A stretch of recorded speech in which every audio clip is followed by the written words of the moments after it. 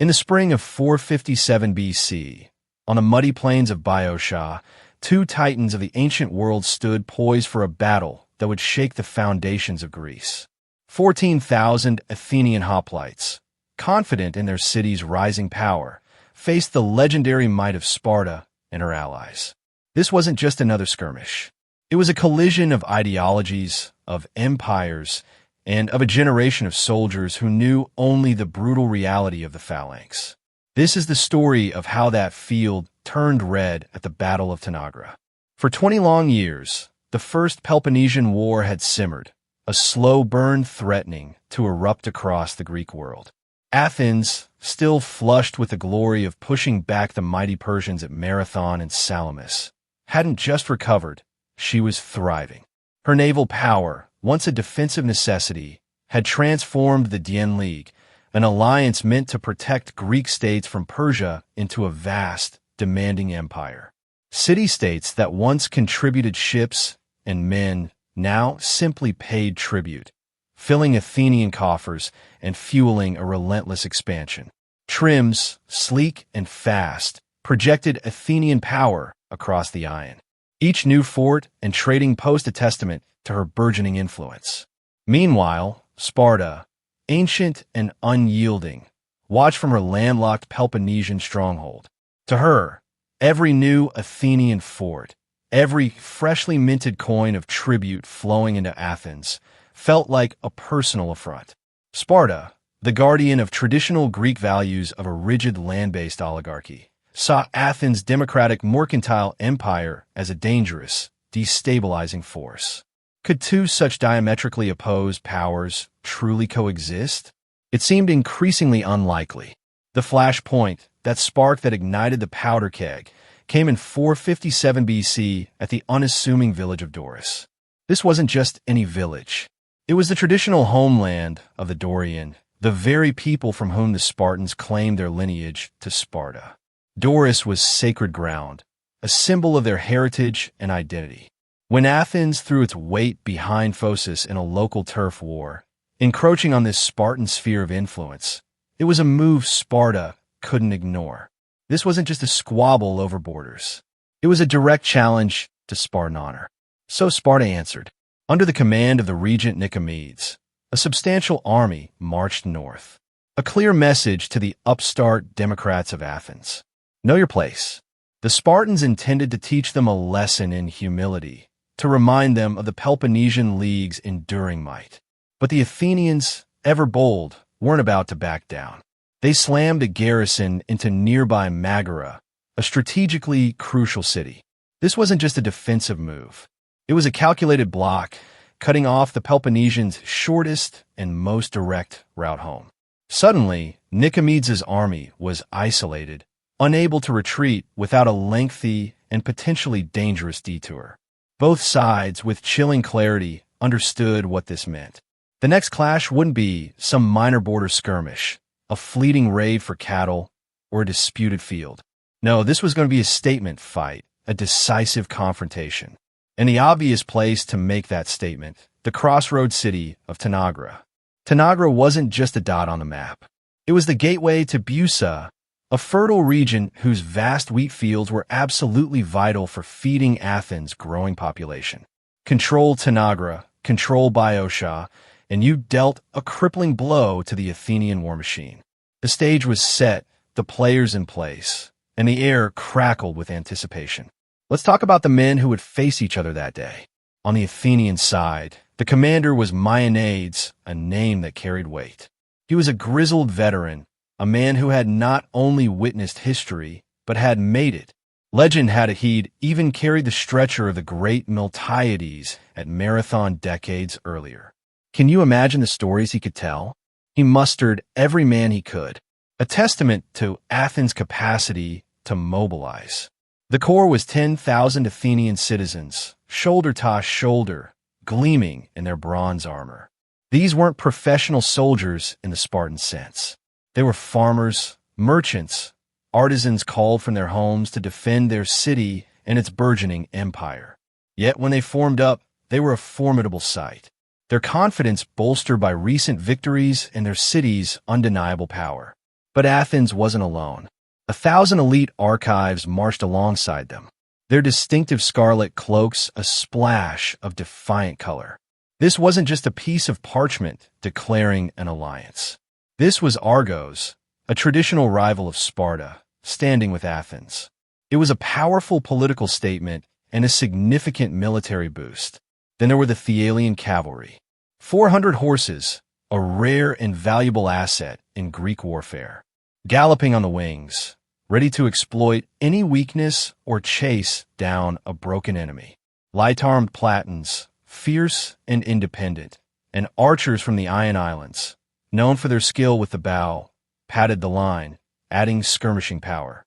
In total, Maeonides commanded 14,000 souls, a diverse and numerically superior force ready to defend the democratic dream. Across the field, Nicomedes surveyed his own army, a force totaling 11,500. But don't let the numbers fool you. The composition was key. Only 1,500 of these were true Spartiates, the black cloak perfectionists, the very embodiment of military excellence.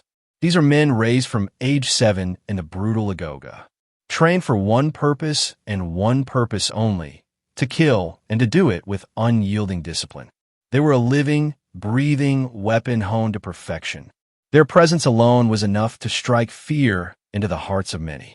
The rest of Nicomedes' army consisted of Perioi, free neighbors of Sparta, who weren't full citizens, but were obligated to serve, and thousands of allied hoplites from Boeotia and Corinth. These allies, though brave, knew full well the reputation of the Sparti.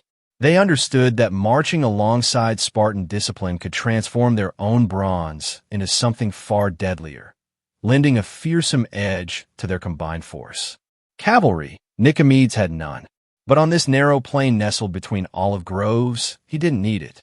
The Spartans trusted their right wing, famously strong where the king's guard stood 8 ranks deep, their shields emblazed with the distinctive lambda, the symbol of Laconia. They would be the hammer, and they would break any line that dared to face them. The night before, a heavy hush fell over the Boeotian plain. Both armies camped within the sight of each other's fires, the flickering lights a constant, unsettling reminder of the impending carnage. In the Athenian camp, the atmosphere was a mix of nervous energy and pragmatic preparation. Slaves accustomed to following their masters to war hammered dents from bronze cuirasses, repairing the inevitable wear and tear of a long march. Citizens gathered around small fires debated the wisdom of their position. Should they wait for reinforcements from the long walls of Athens? Those massive fortifications connecting Athens to its port, Pius, were a symbol of their city's strength and a potential source of fresh troops. Maeonides, however, was resolute. To delay, he argued, would signal fear, an unacceptable notion for proud Athenians. Their democratic spirit, their belief in their own prowess demanded a direct confrontation. To wait would be to betray their confidence, to give Sparta an undeserved psychological advantage. The air was thick with the scent of woodsome smoke, fear, and the metallic tang of polished bronze. In the Spartan camp, the talk was colder, more subdued, yet filled with an almost ritualistic resolve. Tradition dictated that a king should command the army, but the young King Peloponnesian was still a boy, too young to lead men into such a decisive battle. So his cousin Nicomedes served as regent, carrying the immense responsibility of Spartan military honor. There was no debate about waiting for reinforcements. Spartans did not wait. Their very identity was built on unwavering resolve and a willingness to face any foe. To underline this resolve, the Sparti performed an ancient rite. They meticulously combed their long hair. It wasn't vanity, not in the way the Athenians would later joke. It was a solemn, powerful gesture, a preparation for the ultimate sacrifice. We may die tomorrow, the silent ritual proclaimed, so we shall look beautiful in Hades. It was a chilling testament to their readiness for death, a stark contrast to the Athenians' more boisterous energy. Across the no-man's land of wheat stubble, the Athenians, ever quick with a barb, joked that the gesture proved Spartans were vain. But that joke, like many others, died a swift death when whistles shrilled at dawn, piercing the morning mist. And as the scarlet cloaks of the Spartan phalanx formed in perfect, terrifying silence, the true meaning of that ritual became chillingly clear. First light, 457 BC. The world seemed to hold its breath. A thick fog rolling off the nearby Asopus River clung stubbornly to knee level, shrouding the battlefield in an eerie, unsettling mist. When the trumpets finally sounded, their sharp calls echoing strangely in the muffled air, the two phalanxes saw not men, but a surreal, terrifying sight. A wall of spear points seemingly floating toward them through the swirling vapor. It was a vision straight out of nightmare, the enemy made abstract and monstrous. The Athenians advanced 8 men deep, a formidable human wave. Their left wing, comprising the elite archives, was meant to hold strong, while Morones himself led the right. The Spartans, ever precise, angled their formation to the right, a standard drill designed to outflank the enemy's left to turn their flank and roll up their line. For the first 300 yards, an agonizing distance, the only sound was the rhythmic thud of leather soles on the damp earth and the chilling hiss of iron serrators. The spear but striking the ground with each measured step. The tension was unbearable, a silent crescendo building to an inevitable, deafening crash. And then it came. The impact was not just a sound. It was a physical shockwave. A sickening crunch of bronze against bronze, wood against shield, flesh against iron. Hoplite warfare wasn't just a battle. It was a brutal, relentless physics problem. Imagine 8 ranks of men, each pushing with the combined weight of 40 pounds of shield and 25 pounds of spear, meeting another 8 ranks doing precisely the same. It was a human battering ram, an irresistible force meeting an immovable object until one side buckled. The front rank, the poor souls who met the initial impact, were lucky to live 20 seconds. Spears splintered with explosive force, sending shards of wood flying. Bronze aspices once gleaming, dented and caved like flimsy wine skins under the relentless pressure. Men behind, driven by fear and the inexorable push of those behind them, shoved the living forward over the fallen, creating a horrific carpet of bodies and broken gear. At 10, GRA. However, the Spartans did something truly unexpected, a testament to their unparalleled training and discipline. They didn't wait for the Athenian push to fully materialize. On a precise command, the first 3 ranks of their right wing knelt, locking their shields together to form an impenetrable wall. Then, with a terrifying roar, the rear 5 ranks surged over them. A human breaker crashing down with unimaginable force. It wasn't just a push.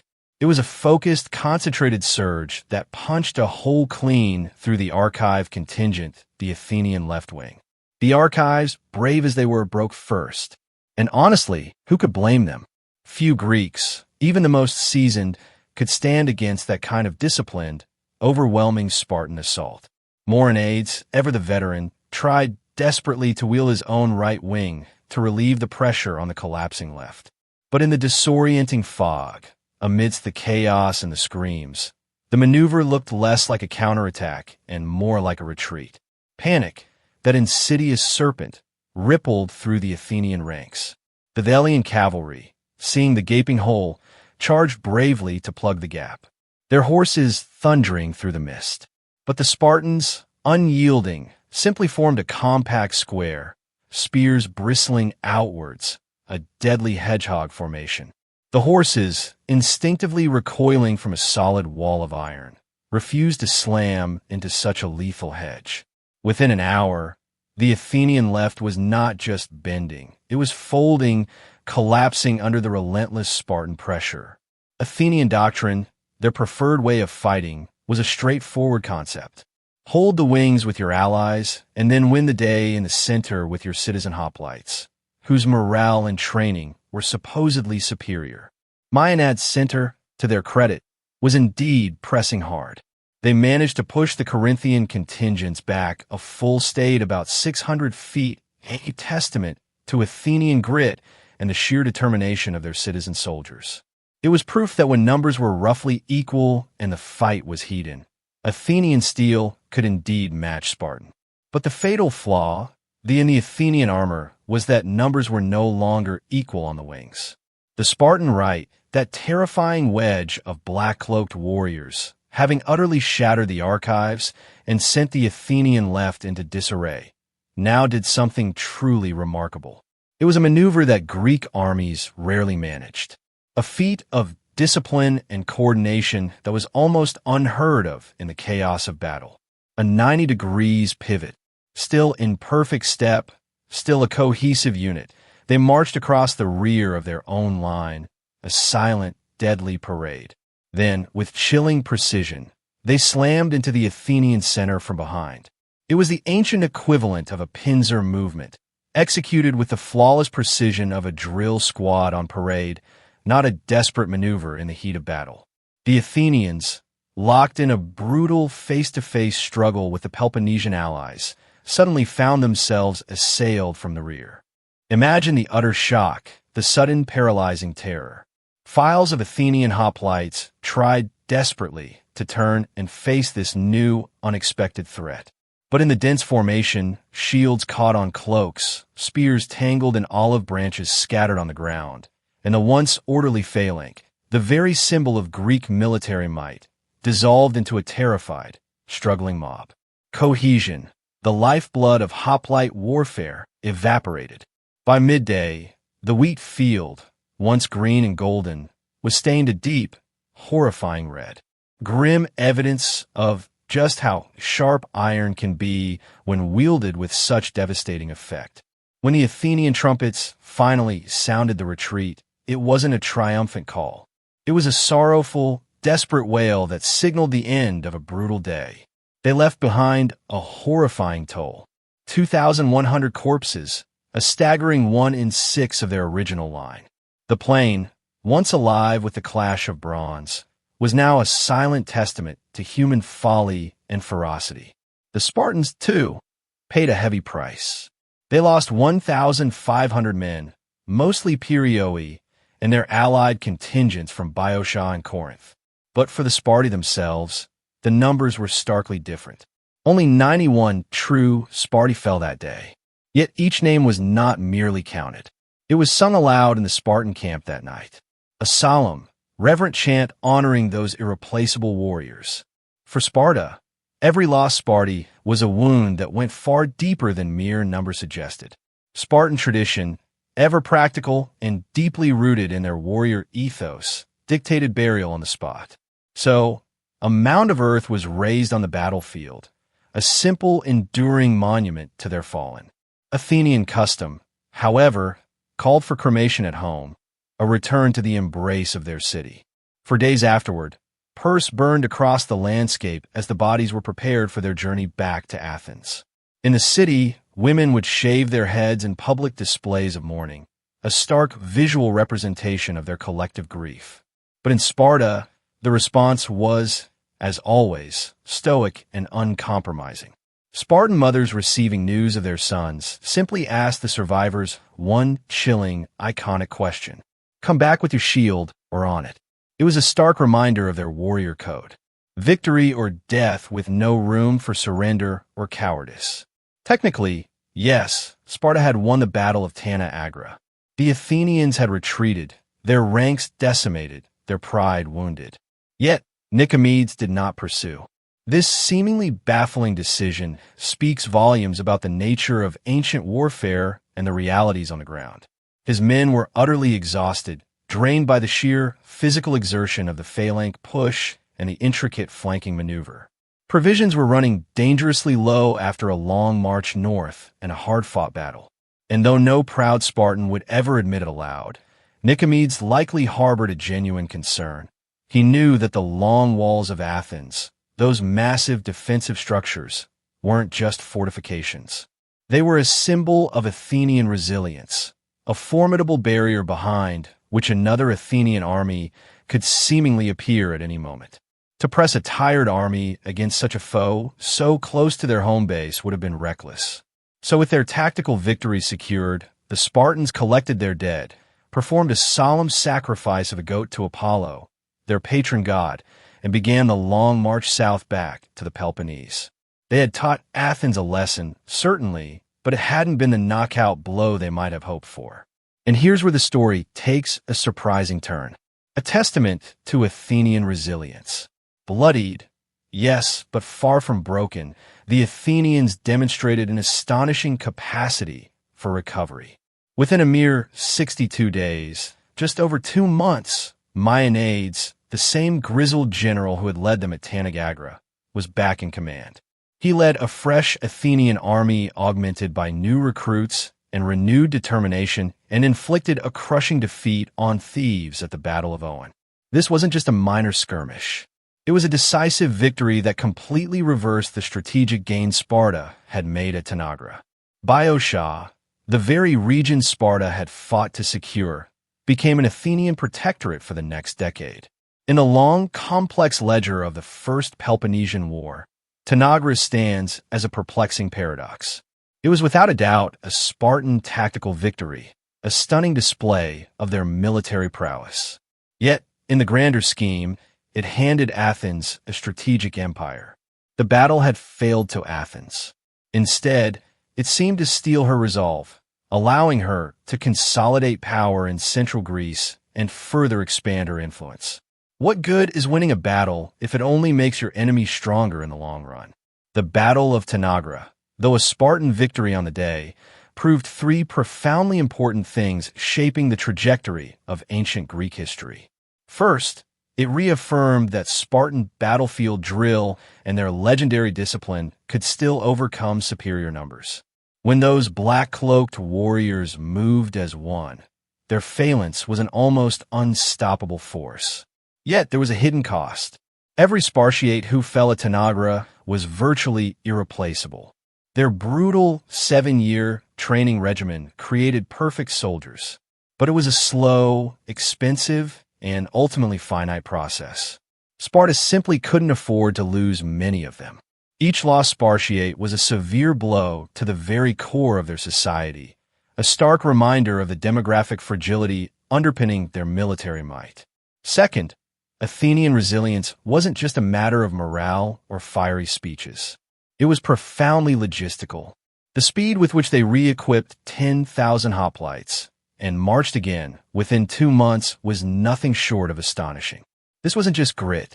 It was the power of their burgeoning empire, their vast wealth, their access to manpower, and their efficient administration. Athens, with its thriving port and extensive trade networks, could absorb losses and regenerate its forces in a way landlocked Sparta simply couldn't match. It was a testament to the strength of their economic and political system. Third, and perhaps most crucially, Tanagra hammered home the chilling realization that the war was no longer about mere border raids or localized disputes. The stakes had been raised exponentially. This was a fundamental clash of civilizations, a fight to determine which model of society would ultimately dominate Greece. Would it be Athens, the open seaborne democracy, a vibrant hub of commerce, culture, and radical political innovation? Or would it be Sparta, the closed, land-rooted oligarchy, a conservative military state obsessed with order, tradition, and martial excellence? Tanagra was a bloody, visceral preview of the existential struggle that would define the next century of Greek history. The Peloponnese, already wary, would remember Tanagra's heavy cost when the next far greater war, the one we now simply call the Peloponnesian War, began just 22 short years later. A conflict that would tear Greece apart. Today, the olive groves around Tanagra still grow wild, their gnarled branches twisting under the Greek sun, much as they did millennia ago. Local farmers tilling the ancient soil sometimes still turn up a rusted sorter. The iron but spike of a spear, a forgotten echo of that brutal day. No grand monument marks the exact spot. The mound of Spartan dead, a silent testament to their sacrifice, eroded centuries ago, reclaimed by the relentless march of time. Yet if you stand there at dawn when the fog drifts low and kisses the earth, and the only sound is the soft breathing of grazing goats, you can almost feel it. You can almost hear the crunch of 8,000 shields meeting destiny, the shouts, the clash of bronze, the desperate cries. The Battle of Tanra did not end the rivalry between Athens and Sparta. It merely etched that rivalry deeper, more painfully into the very soil of Greece itself. It remains a stark, enduring warning. When empires clash, when ideologies collide, even victory can bleed the winter white, leaving behind a legacy of loss that resonates through the ages.